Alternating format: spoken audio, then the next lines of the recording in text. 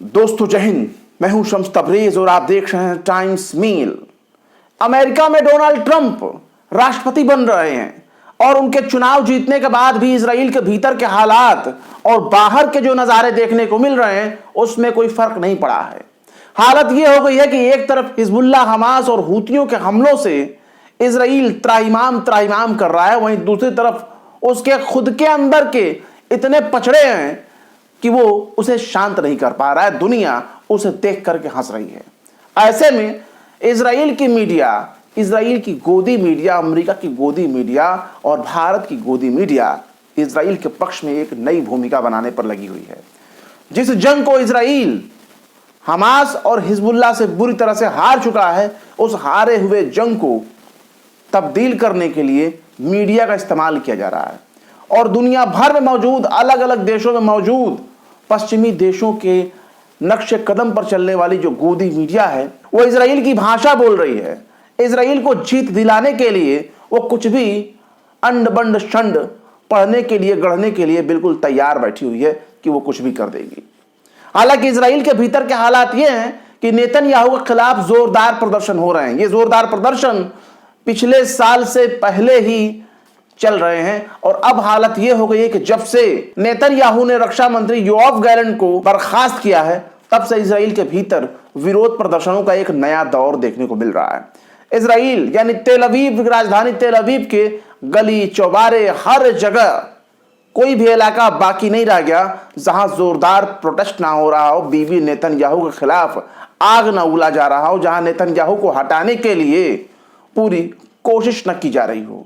लेकिन दुनिया भर की मीडिया जो इजराइल को सपोर्ट करती है, जो इजराइल के चंदे पर टिकी हुई है, जो अमेरिका के रहमो करम पर पल रही है, उस भाड़े की मीडिया को कुछ समझ में नहीं आ रहा है कि वो अपने सबसे बड़े आका अमेरिका और दूसरे सबसे बड़े आका इजराइल को खुश करने के लिए वो क्या करे कि इजराइल उससे भी खुश रहे और अमेरिका भी खुश रहे और एक जीत का फर्जी नैरेटिव गढ़ दिया जाए ताकि ये मालूम चले कि साहब हमास और हिजबुल्लाह तो बुरी तरह से हार चुके हैं, जीत तो इजराइल रहा है और इजराइल के चाहने वाले लोग कर रहे हैं।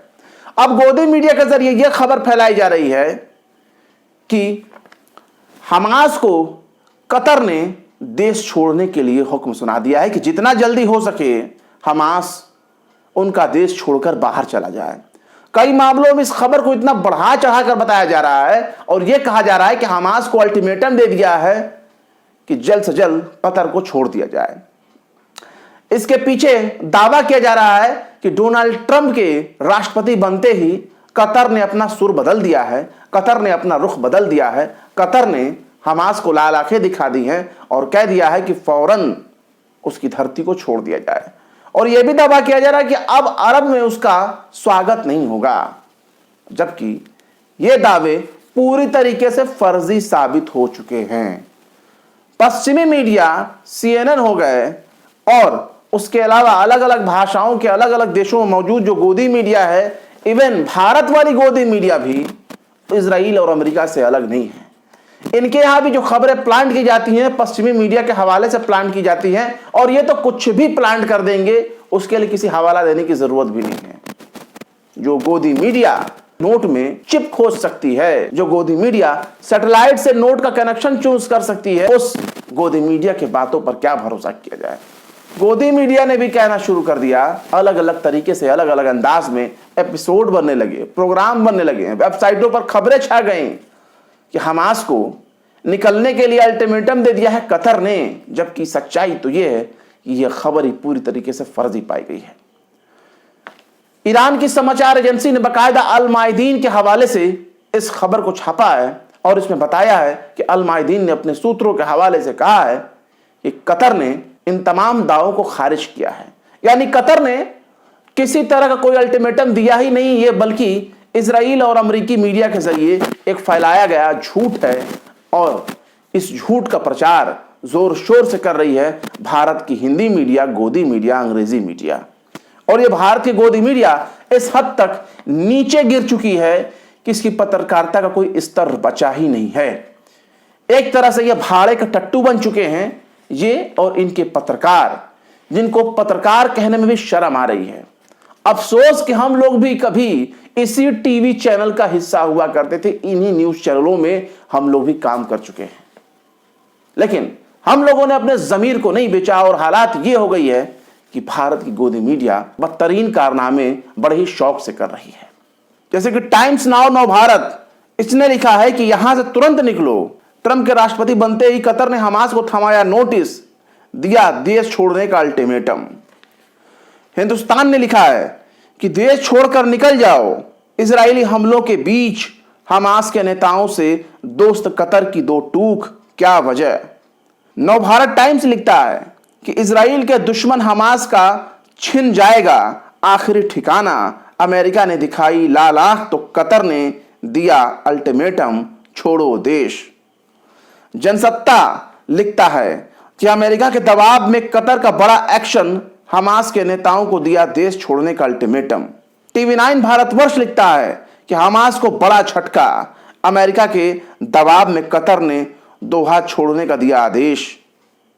लेकिन इस्लामिक रिपब्लिक न्यूज एजेंसी यानी इरना, जिसे ईरानियन न्यूज एजेंसी कहा जाता है, उसने इस खबर की तस्दीक की है कि ऐसा कुछ भी नहीं किया गया जैसा देश और विदेश की दुनिया भर की मीडिया दावा कर रही है, जैसा पश्चिमी मीडिया दावा कर रही है। हालांकि गौर करने वाली बात यह है कि हमास का वहां दफ्तर है, आधिकारिक दफ्तर है, और सिर्फ उसी का दफ्तर नहीं है, तालिबान का भी वहां पर दफ्तर मौजूद है। कई संगठन ऐसे हैं हथियारबंद जिनके दफ्तर वहां मौजूद हैं और सारे काम वहीं से खुल्लम खुल्ला होते हैं, लेकिन वहां आंख दिखाने की इतनी हिम्मत नहीं होती।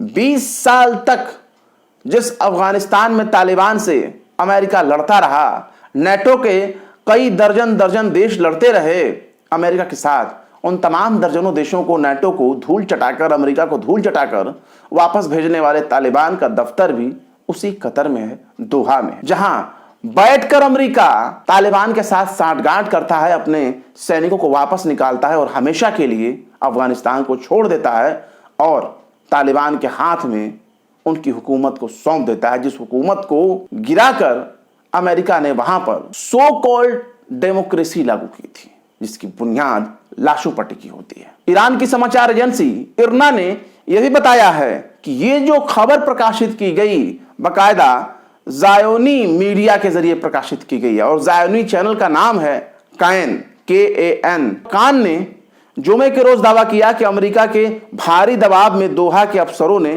कतर में रह रहे हमास के नेताओं को संदेश भेजा है कि उनकी मौजूदगी अब और कबूल नहीं की जाएगी, और बाकायदा इसमें CNN का भी हवाला दिया जाता है कि ऐसा ही CNN ने कहा था, लेकिन ये बातें तमाम की तमाम फर्जी साबित हो रही हैं। इसके पीछे की सीधे वजह यह है कि आखिर गोदी मीडिया को या पश्चिमी मीडिया को या इजराइल की गोदी मीडिया को ऐसा कारनामा करने की जरूरत क्यों पड़ी, ऐसा झूठ फैलाने की जरूरत क्यों पड़ी। दरअसल आप सबको मैं पहले ही बता चुका हूं कि इजराइल के भीतर मास प्रोटेस्ट हो रहा है। जब से योआव गैलेंट को हटाया गया है रक्षा मंत्री के पद से, तब से ही और भी ज्यादा यह आग भड़क चुकी है। इस आग को और भी भड़काया जा रहा है और कोशिश की जा रही है कि जो मौजूदा IDF के चीफ है, इजरायली मीडिया के जो मिलिट्री जर्नल हैं, उनको भी हटा दिया जाए। यानी हर्जी हलेवी को हटाने की पूरी कोशिश हो रही है कि कैसे भी कोशिश करके हर्जी हलेवी को हटा दिया जाए, क्योंकि इन दोनों लोगों ने, यानी योआव गैलेंट और हर्जी हलेवी, दोनों ने नेतन्याहू पर दबाव बनाया था कि जल्द से जल्द हमास और हिजबुल्लाह से सीज फायर कर लिया जाए, क्योंकि रोजाना इजराइल के सैनिक मारे जा रहे हैं और इजराइल के सेना को काफी ज्यादा नुकसान हो रहा है। इसलिए यह दबाव बनाया जा रहा था कि कैसे भी करके सीज फायर कर लिया जाए ताकि दोनों जगहों से जंग खत्म हो, जान छूटे इस बवाल से। लेकिन इस खबर को दबाने के लिए बहुत कोशिश की गई, फिर भी इजराइल की ही एक मीडिया जेरूसलम पोस्ट ने इस खबर को छाप दिया। हालांकि जेरूसलम पोस्ट ने ही इस खबर को बताया था कि इजराइल में नेतन्याहू और उनका पूरा परिवार जेरूसलम की पहाड़ियों में बनाए गए खुफिया बंकर में रह रहा है और बाकायदा तमाम वॉर मीटिंग भी उसी में हो रही है। गौर करने वाली बात यह है कि हमास के चीफ इस्माइल हानिया का कत्ल जब किया गया तेहरान के भीतर, तब से ही दूसरे दुश्मनों के हमले से बचने के लिए इनका पूरा परिवार, यहां तक इनका मंत्रिमंडल बंकर में छुप कर बैठा रहता है वहीं सारे अपनी मीटिंग करता है, वहीं सारे अपना डायलॉग करता है, पब्लिक में आने की इनकी हिम्मत नहीं होती। तो इसलिए इन्होंने अपनी जान को बचाने के लिए कोशिश किया। लेकिन सबसे बड़ी बात यह भी है कि नेतन्याहू के बेटे की शादी होती है 26 नवंबर को, और इसी आने वाले 26 नवंबर 2024 को उसकी शादी की डेट फिक्स होती है। लेकिन दुश्मनों के बढ़ते हमले और बाकायदा ईरान ने अभी पलटवार करने का जो धमकी दिया है, और वो कभी भी वो हमला कर सकता है, इस खौफ की वजह से नेतन्याहू ने अपने बेटी की शादी को टाल दिया है। मतलब अपने बेटे के होने वाली जो शादी थी उसको टाल दिया है कि नहीं नहीं, अभी हमें बेटवा की शादी नहीं करनी है। पता चला 2-4 रॉकेट मिसाइल वहीं आके गिर गए तो पूरा का पूरा परिवार ही, नस्ल ही खत्म हो जाएगा। क्योंकि इतना बड़ा भलाई वाला, रहमो करम वाला काम इन्होंने गाजा में और लेबनान के भीतर तो किया नहीं है। नस्ल कशी की है इन लोगों ने, हजारों के हजारों मासूम फलस्तीनियों और लेबनीज का इन्होंने कत्ल किया है। और ये अगर सोचते हैं कि ये चैन से अपने बेटवे की शादी कर लेंगे और दूसरों का परिवार उजाड़ कर ये अपने बेटे का परिवार बसा देंगे, तो ऐसा शायद मुमकिन नहीं है। तो नेतन्याहू को डर सता रहा है। वैसे भी अगर नेतन्याहू चाहें तो बंकर में ही अपने बेटे की शादी कर सकते हैं और बंकर के भीतर ही अपने बेटे का परिवार बसा सकते हैं। वरना खुले आसमान के नीचे अगर ये शादी करना चाहेंगे या खुली जगह पर अगर ये शादी करना चाहेंगे बंकर से हटकर, तो कब इजराइल के कब्रिस्तानों में इन लोगों का ठिकाना हो जाएगा परमानेंट, इसकी कोई गारंटी नहीं है। क्योंकि दुश्मन को कमजोर समझना इजराइल की बहुत बड़ी भूल साबित हुई है। उसने गाजा में भी हमास के साथ दुश्मनी मोल लेकर उसने फलस्तीनियों को बहुत बड़ा कमजोर बुजदिल साबित किया। लेकिन हमास ने इनको टक्कर दी, इनके दांत खट्टे कर दिए, इनके हजारों के हजारों सैनिकों को घायल किया। हजारों सैनिक दिमागी तौर पर पागल हो चुके हैं। हजारों की तादाद ऐसी है जो इजराइल के अस्पतालों में दर्द से बेड पर कराह रहे हैं, और जो पागल हो गए उनका तो नाम ही ना लिया जाए तो ठीक है। एक बड़ी संख्या ऐसी है जो विकलांग हो चुकी है, लूले लंगड़े अंधे काने कोपर सब के सब हो गए हैं। तो ये जंग इतना आसान नहीं है इजराइल के लिए जीतना, जितना उसकी और उसकी गोदी मीडिया कोशिश कर रही है बताने के लिए। फिलहाल इन तमाम चीजों पर अगर गौर किया जाए तो ये बौखलाहट बहुत बड़ी है। दुश्मन से ये जीत नहीं सकते हैं। बदले में क्या करते हैं कि लेबनान पे 2-4 स्ट्राइक कर देते हैं और कुछ 2-4 स्ट्राइक ये गजा पर कर देते हैं, और दुश्मन से लड़ने के बजाय अपनी खुन्नस गजा और लेबनान में जाकर आम लोगों पर उतारते हैं। हिम्मत नहीं है कि ये दोबारा ईरान के ऊपर हमला कर दें, क्योंकि इन्हें मालूम है कि ईरान का रुख बदलने वाला नहीं है, चाहे अमेरिका का राष्ट्रपति कोई भी हो जाए। लेकिन एक बात यह भी गौर करनी चाहिए कि डोनाल्ड ट्रंप ने कहा है कि भाई साहब हम अपना जंग रोकेंगे। डोनाल्ड ट्रंप की पॉलिसी थोड़ी इस टाइप की है कि अमेरिका फर्स्ट, यानी जो कुछ भी हो हम करें, हम दूसरों को पछड़े में क्यों पड़ने जाएं, दूसरों के मामले में टांग क्यों अड़ाएं। लेकिन यह भी गौर करने वाली बात यह है कि इजराइल का मामला थोड़ा सा अलग है। इजराइल के लिए बाकायदा रेड कारपेट बिछा करके नेतन्याहू हो, चाहे जो बाइडन हो, चाहे कमला हैरिस हो, ये सब के सब इजराइल का स्वागत करते हैं, नेतन्याहू का स्वागत करते हैं। चाहे स्वागत करने वाला ट्रंप हो, जो बाइडन हो, चाहे कमला हैरिस हो। क्योंकि जो इजराइल की सबसे अमीर तरीन लॉबी है वो इजराइल को दिल से प्यार करती है। उन्हीं का बनाया गया देश है जिसके जरिए अमेरिका और पश्चिमी देश अपना मतलब साधते हैं। इसके अलावा अगर गौर किया जाए कि आखिर ये लोग गाजा और लेबनान के भीतर किस तरह के खुराफात कर रहे हैं, तो आपको हैरानी होगी। गाजा में अब तक 43,552 से ज्यादा फलस्तीनी हलाक हो चुके हैं। जब मैं ऑफिशियल रिकॉर्ड की बात करता हूं तो ऑफिशियल रिकॉर्ड का ही मैं हवाला दे रहा हूं। ये 43,552 लोग जो है ना, ये आधिकारिक तौर पर, मतलब इनका नाम पता डिटेल, ये सरकारी आंकड़ा है गाजा के भीतर का। मारे तो लाखों गए हैं, 2 लाख से ऊपर फलस्तीनी मारे गए हैं। लेकिन अगर लेबनान की बात की जाए तो लेबनान के भीतर भी हालात कुछ अच्छे नहीं हैं। 3,117 लोग अब तक मारे जा चुके हैं, पर हालात बहुत अच्छे नहीं कहे जा सकते गाजा और लेबनान के भीतर।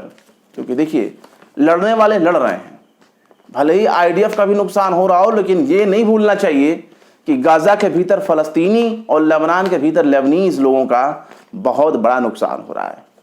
ये अगर एक मार रहे हैं तो इनसे पहले वो 10-10, 20-20, 50-50, 100-100 मार चुका है।